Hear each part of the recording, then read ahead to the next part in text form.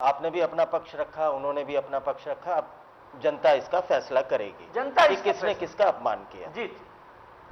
मैं ये जानना चाहता हूं, इसमें कोई दो राय नहीं है कि इस देश ने नरेंद्र मोदी उन पे विश्वास किया, आपकी पार्टी पे विश्वास किया, और इसमें भी कोई दो राय नहीं है कि इस बार जिस तरीके का आपका कैंपेन रहा पूरे देश भर में, जिस तरीके से आपने उसकी ब्रांडिंग की, जिस तरीके से आपने अपने कार्यकर्ता को मोटिवेट किया, नरेंद्र मोदी के नाम पे बहुत सारे ऐसे लोग जो कभी आपके समर्थक नहीं होते थे, वो भी आपके साथ आए। आपको लगता नहीं है कि नरेंद्र मोदी के ही नाम पे आप लोग हरियाणा का विधानसभा का चुनाव उन्हीं की ब्रांडिंग पे ही निर्भर रहना चाहते हैं, या अपनी खुद की भी कोई मेहनत कर रहे हैं, ये पूछना चाह रहे थे। देखिए अमित, नरेंद्र मोदी एक आइकॉन बन गए हैं, और हमारे लिए, हरियाणा की जनता के लिए एक सुखद बात यह है कि वो 5 साल तक हमारे प्रभारी रहे। वो एक एक गली, एक एक चप्पे को जानते हैं। और नरेंद्र भाई मोदी ने चुनाव आचार संहिता से पहले कैथल की जनसभा में ये मैसेज दे दिया। देखिए अमित, आपने बड़ा सही पूछा है।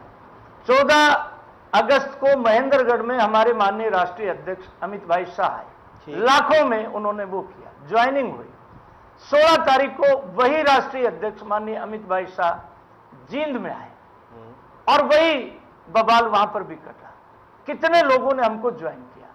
और फिर नरेंद्र भाई मोदी की जो कैथल की सभा है, उसमें नरेंद्र भाई मोदी ने एक मैसेज दे दिया कि मैं हरियाणा में ब्याज समेत हरियाणा की जनभावना, उन्होंने देखिए बिंदु वाइज, आप तो बहुत वरिष्ठ पत्रकार हैं, उन्होंने कहा कि आज जरूरत है, प्रधानमंत्री सड़क योजना अटल बिहारी वाजपेयी ने चलाई।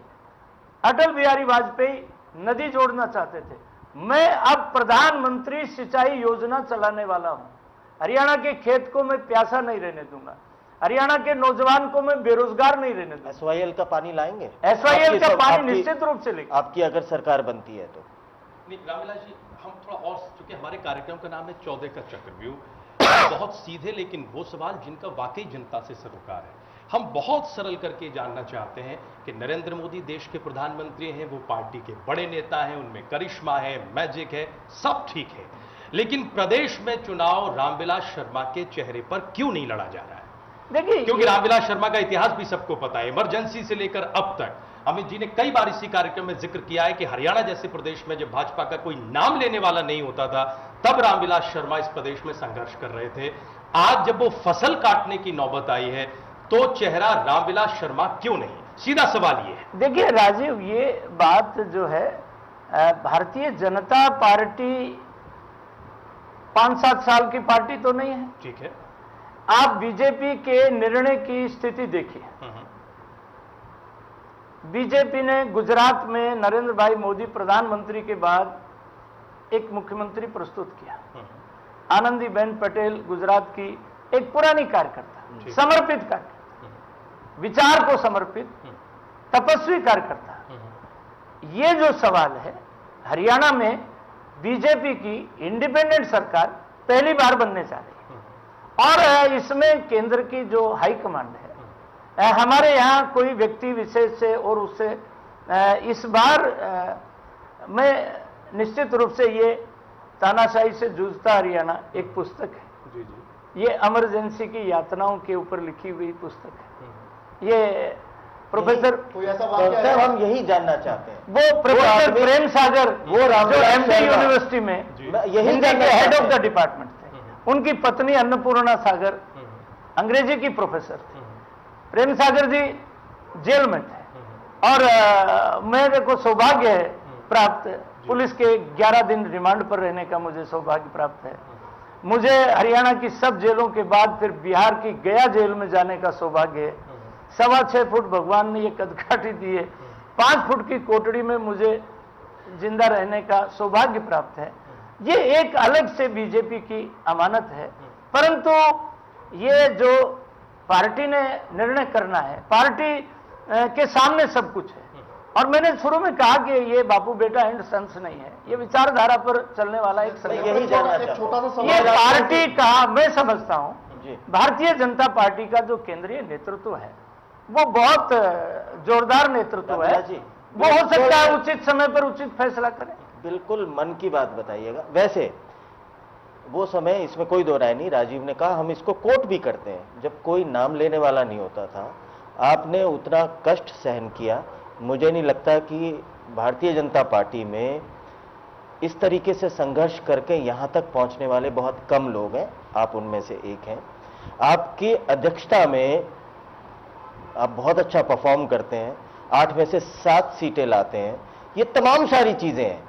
और आप ऐसा भी नहीं है, विचार से, संगठन से, उस तमाम सारी प्रक्रिया से गुजरे हुए हैं। मन पे हाथ रख के बताइएगा, जब फल पकने वाली स्थिति है तो इतने तमाम सब लोग, इतने अवसरवादी लोग, ये तमाम सब लोग आपके मन पे क्या गुजरती है या आपको क्या फील होता है, सही सही बताइएगा। देखिए अमित भाई, हम उन पद चिन्हों पर चलने वाले लोग हैं। मैं नरेंद्र भाई मोदी, एक समय था जब गुजरात में एक आदमी था, एक नेता था हमारा, बाद में वो कांग्रेस में चला गया, उसकी तूती बोलती थी, और नरेंद्र भाई मोदी को ये कहा गया कि आप हिमाचल की पहाड़ियों में और हरियाणा के प्रभारी बना के भेजा। हमने 4.5 साल दिन रात, नरेंद्र भाई मोदी ने, हमारे यहाँ कोई मुख्यमंत्री के लिए राजनीति में नहीं, नरेंद्र भाई को और को किसी को ये पता भी नहीं था इसमें कोई कि यही आदमी प्रधानमंत्री बनेगा। रामविलास जी, इसमें कोई दो राय नहीं है, लेकिन जिस प्रकार के लोग भारतीय जनता पार्टी में अभी आए हैं वो उस पूरी प्रक्रिया से नहीं गुजरे हैं, और इसमें भी कोई दो राय नहीं, आप इस बात को स्वीकार करेंगे। आज आपकी ताकत बढ़ी है तो ये तमाम सब लोग आए हैं, आप स्वीकार करेंगे इस बात को? नहीं, बीजेपी का एक प्रभाव क्षेत्र बढ़ा है जो राजनीति में जिंदा रहना और किसी ना किसी महत्व, आपने बिल्कुल अच्छी बात कही कि राजनीति में जिंदा रहने के लिए उन्हें लग रहा है कि वो जिस पार्टी में है उसका अस्तित्व समाप्त होने वाला है, होगा या नहीं होगा वो तो आने वाला समय बताएगा। लेकिन ये तमाम सब लोग किसी अवसर के कारण, किसी स्वार्थ के कारण ये तमाम सब लोग आए हैं। आपको लगता है कि ये टिक पाएंगे आपके साथ, या ये वही करेंगे जो उन्होंने अपनी पेरेंटल ऑर्गेनाइजेशन के साथ किया? देखिए अमित भाई, आपने बड़ा जोरदार सवाल पूछा कि इस समय देश की राजनीति में एक गुणात्मक परिवर्तन आ रहा है। 125 करोड़ में हरियाणा की जनता उसमें शामिल है। एक राजनीति थी जो धनाढ्यों के हिसाब से चलती थी, अब गरीब आदमी के हाथ में जब बागडोर आई है, कौन सी गाली नरेंद्र भाई को नहीं मिली, उनकी जाति पर सवाल उठाया, परंतु लोगों ने कहा कि देश में प्रधानमंत्री के नाते चाय बेचने वाला, गरीब आदमी के दर्द को जानने वाला, यही आदमी हमको प्राइम मिनिस्टर चाहिए। इसी तरह से हरियाणा की राजनीति में आप देखेंगे पार्टी हाईकमांड के सामने सब बातें हैं, और कोई हमारे में से, हम तो उन कार्यकर्ताओं में से, बहुत माफी के साथ आपको रोकना चाहेंगे, आप सवाल से बच रहे हैं। 2 सवाल हैं मूल। एक तो अमित जी सवाल ये कर रहे हैं कि इतना लंबा संघर्ष, उसके बाद पार्टी की आज की स्थिति, इतना विचारशील, इतना संघर्षशील नेता होने के बाद क्या आपको आज ये चिंता होती है कि जिस विचार से मैंने शुरू किया, आज महत्वाकांक्षी लोग सिर्फ महत्वाकांक्षा के लिए पार्टी ज्वाइन कर रहे हैं? बहुत ईमानदारी से हम ये जानना चाहते हैं। और दूसरा जो उन्होंने सवाल किया कि क्या आपको लगता है कि इतना तजुर्बा लेने के बाद कि ये टिक पाएंगे, या आज जो दूसरे ऑर्गेनाइजेशन के साथ कर रहे हैं, जब बीजेपी में महत्वाकांक्षा पूरी नहीं होगी तो ये दूसरा रास्ता देखेंगे? बहुत ईमानदारी से 2 सवाल। ये आने वाले वक्त में आपके लिए चुनौती है या नहीं है, ऐसा विचार आता है आपके मन में? देखिए अमित और राजीव भाई, हमारे सामने हमने वो दौर देखा है। हम मौत के साथ हमारी मुलाकात कई बार हुई। पुलिस रिमांड पर जब थे, आपके नाखून भी निकाले गए थे? नाखून निकाले गए। शरीर का कोई हिस्सा ऐसा नहीं है जहां सिगरेट के दाग नहीं है। 3rd डिग्री मेथड ऐसे जिनको आज मैं याद करता हूं। उस दौर में एक नारा भी चला था, इमरजेंसी के 3 दलाल, इंदिरा, संजय, बंसीलाल, लेकिन उन्हीं बंसीलाल के साथ आपने सरकार बना ली। वो राजनीतिक परिस्थितियां होती हैं, आपको देखें बीजेपी को करना पड़ता है।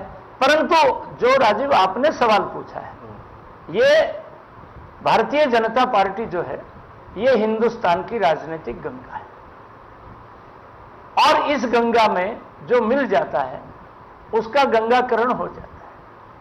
आने वाले समय में 15-20 साल तक ये जो इस बार एक परिवर्तन आया है, ये गुणात्मक परिवर्तन आया है, ये अवसरवादी परिवर्तन नहीं है।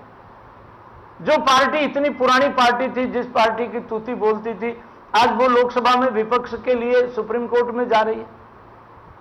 मैं तो कांसाओं का टकराव नहीं है, ये देश के जनादेश का, और जो 60 साल का भोग की राजनीति की है।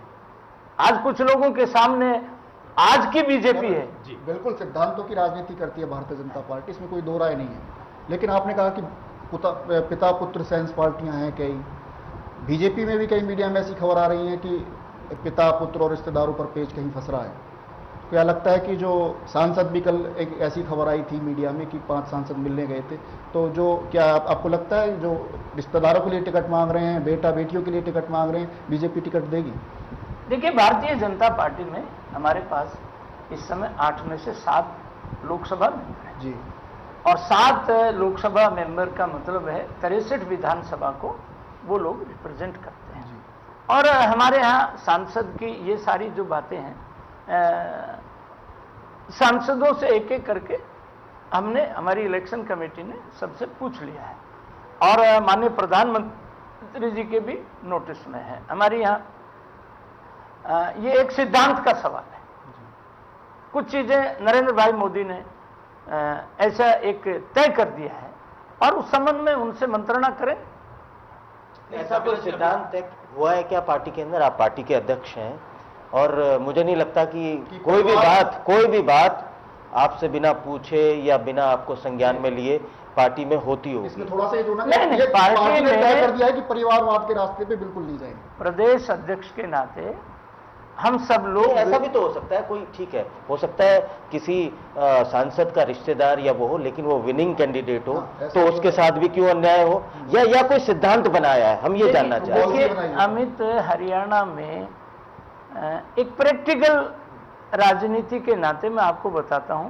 एक तो हमारे यहाँ राष्ट्रीय अध्यक्ष से लेके प्रांत अध्यक्ष, जिला अध्यक्ष, हमारे यहाँ सारे मंत्रणा से पार्टी चलती है।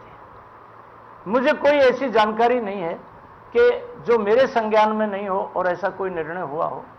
एक सिस्टम है पार्टी का, प्रधानमंत्री से लेके, और नरेंद्र भाई मोदी की एक खासियत है, वो प्रांत के मसलों में दखल नहीं देते। उनके प्रधानमंत्री बनने के बाद कई प्रांतों के चुनाव हुए, उनमें उनका दखल कहीं हमको दिखाई नहीं दिया, और आने वाले दिनों में हम सारा अच्छा जिक्र किया आपने बाई इलेक्शंस का। कांग्रेस पार्टी और तमाम बाकी विरोधी भी ये निशाना साध रहे हैं बीजेपी पर कि जो मोदी वेव है, जो मोदी लहर है, उसका अंजाम सबके सामने आ गया है। बिहार में, कर्नाटका में, आपको बाई इलेक्शन में, उत्तराखंड से शुरुआत हुई, आपको उतने अच्छे नतीजे नहीं मिले जितनी कि आप उम्मीद कर रहे थे।